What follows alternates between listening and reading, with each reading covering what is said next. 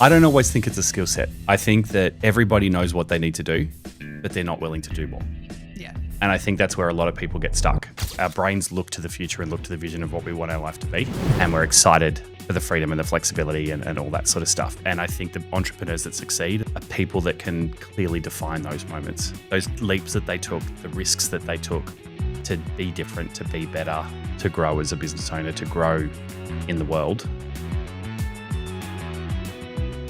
Welcome to episode 0 of The Freedom Architects. Sarah and I have been wanting to create a podcast for a while, and off the back of the success of my book, Build, Excite, Ignite, where we support people to escape corporate overwhelm to find freedom and build their own business, we thought that the next progression would be a podcast. Absolutely. So those listening, this podcast is going to be all about supporting you, not just with value around marketing and sales and getting things moving, but most importantly, we want to share stories with you about the people that inspire us with what they do, what they overcome, and how they build successful, scalable businesses while creating more freedom for themselves, more income, obviously, but most importantly, more impact in the world. Because I think when a lot of people go into entrepreneurship, that's what we want to work on, right? Yeah, is how we can make a difference in the world. So why Freedom Architects? Where did that come from? I have had a lot of interesting conversations in my time around values. And I think throughout my life, I found that all of the jobs that I was in, you know, whether it was my performing career, whether it was fitness, whether it was retail, I always loved what I was doing because of the community that I got to hang out in, the people I got to work with, watching them grow and shine. And I think for me, that climbing that corporate ladder was always about freedom. And when I got to the top, when I got that GM role, I realized that those positions were never going to give me freedom. Yeah. More money for me meant more freedom. And I think a lot of people think that way, but more money came with more time strapped to my desk. Yeah. And, you know, I literally had my boss turn around one day and say to me that, you know, I can't take time off because I'm needed too much in my role.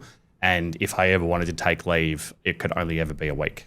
And for someone that has adventure tattooed on his right arm, being told that I can only take a week off to travel, to do things that I want to do, experience new countries while we're filming episode 0 in Indonesia, it just made me think that this wasn't where I wanted to be and wasn't what I wanted to do anymore. So I think Freedom Architects, you know, the reason why we came up with that name is because it's all about supporting people to architect freedom, how that looks for them. That's right. Yeah. Yeah, that whole picture of building something custom-made. Architecture is all about making it look the way that you want it to look and then building based on that design. I think it's the biggest issue with our industry is that we talk about, you know, so for those of you that don't know Sarah and I yet, we run Level Up, which is a amazing mastermind mentoring program supporting startup business owners that are looking to grow and business owners that are looking to seriously scale. You know, whenever we work with people, the problem with the coaching industry and consulting industry right now is people are telling you what to do based on what they've done. Yeah. So, you know, and for anyone that's actually studied coaching, you would understand that that's not coaching, that's mentoring. Yeah. And don't get me wrong, I mean, obviously there is a mentoring component to what we do. If people don't know how to market themselves and they don't know how to scale, we have to support them to teach them that. But I think the biggest gap in the industry is that everybody is talking about what they've done or what they've seen everybody else do. I think a lot of people in our space haven't actually succeeded yet, but they're telling people that they'll help them succeed. And so they're churning out these cookie cutter marketing strategies and methods when really you need to be tailoring something that works for you. Yeah. It's not just about does it work for your clients, does it work for your audience, but you also need to be looking at does it work for me? You know, you know this, we've worked with people that love the social media and love going live every day and will rock up on camera sweaty after a gym session, and that's what they love doing because that feels real to them. Yeah. But then we've worked with other people that don't want to be on social media.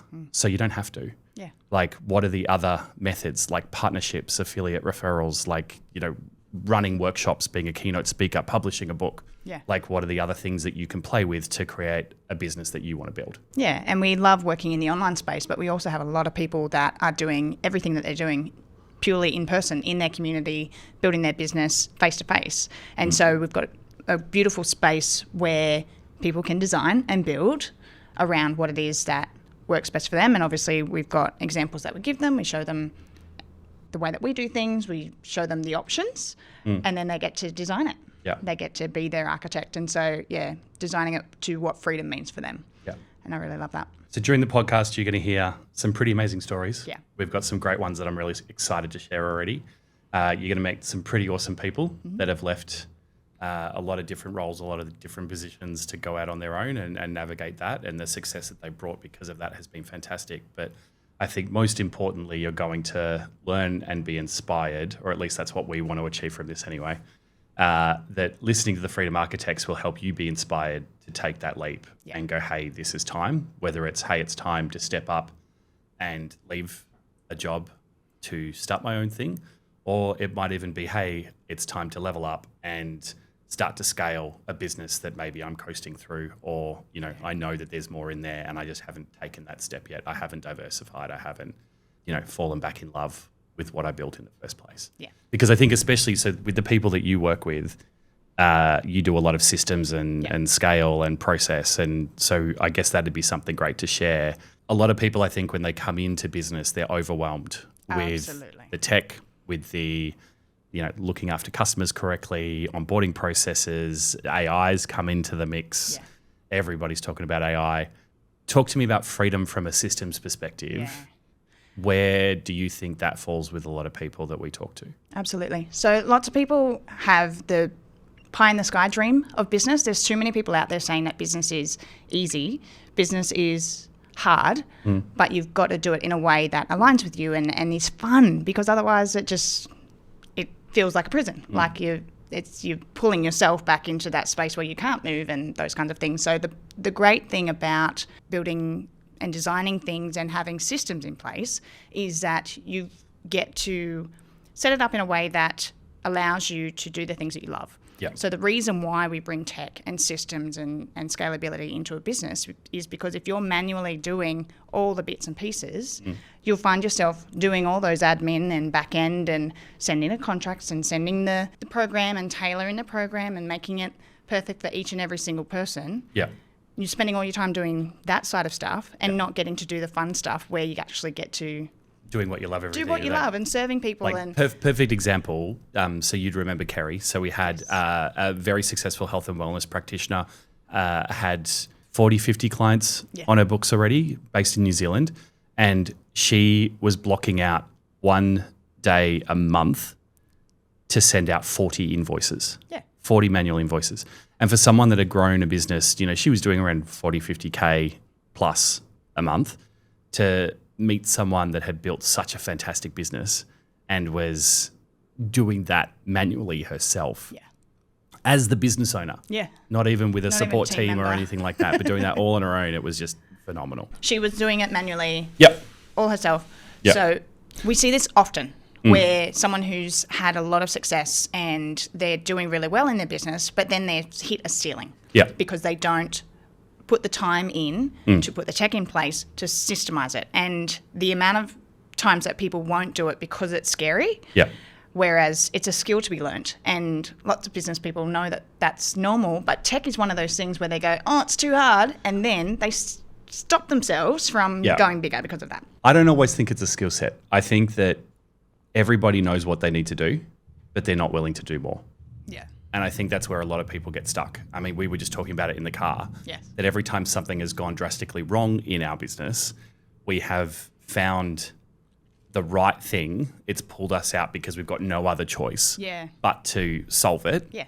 And that's the moment where we level up and go, right, okay, and the business, just has this huge leap because we've gotten out of our own way. And I think that, over the 8 years that I've been doing coaching in this form, like running what we do now, it's interesting that the shorter the gap between being comfortable and coasting in business and trying to work out what the next thing is to take that jump, that's when scale happens faster.